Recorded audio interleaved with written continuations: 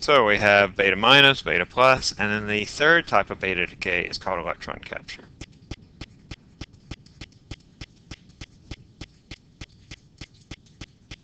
I'll call this EC for short.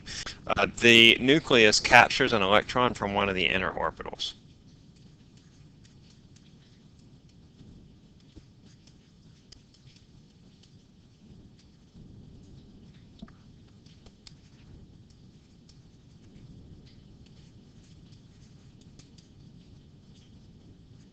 So remember, with our shell model, we have these orbitals for electrons.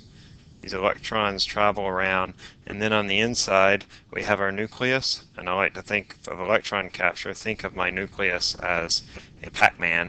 And then I have our electrons that are in these orbitals, and one of these electrons is going to get gobbled up by the nucleus in electron capture. The electron combines with a proton to form a neutron.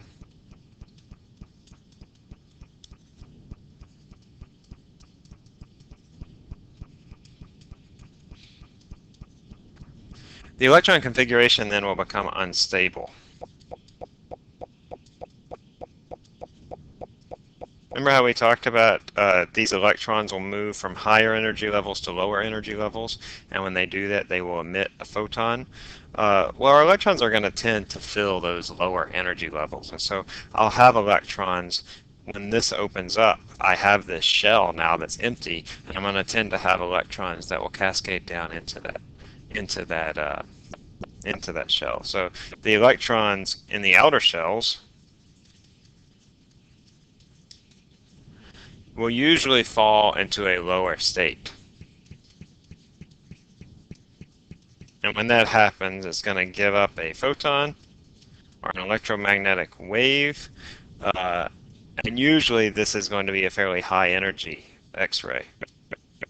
So I'll have one of these electrons that will fall down into that lower energy state and then give up a photon. So for example here, this is just what happens is I have a proton that combines with an electron. This is what is the electron capture, where it captures that electron, and then that produces a neutron, because 1 plus minus 1 is 0, and that's a neutron that has an atomic mass of 1, and then it's also going to include a photon.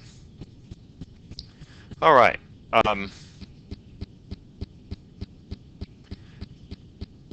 Let's see. I think your book used this, but this isn't a neutrino. This would be a photon. If you'd rather, you can use X here for that. But I think your book uses the Greek letter nu for that. And we'll do that as well. So following is an electron capture. We have beryllium plus the electron that it captures. And that gives up something of atomic number 3 and atomic mass 7. And if I look on my periodic table, that's going to be lithium plus that photon. So the element that's produced by this is lithium.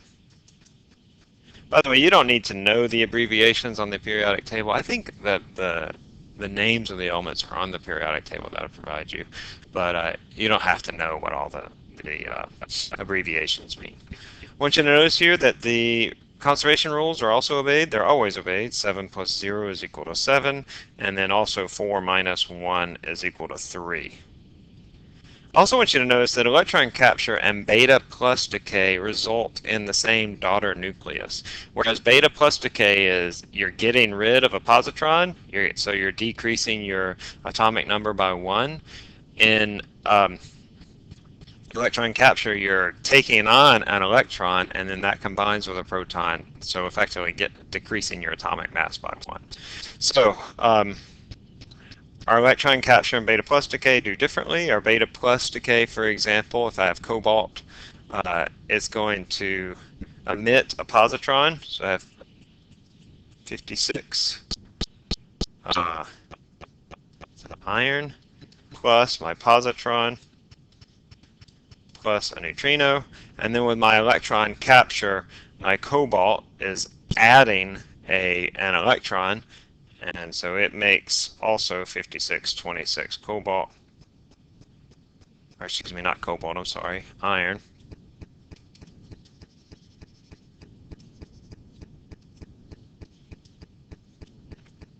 plus the photon.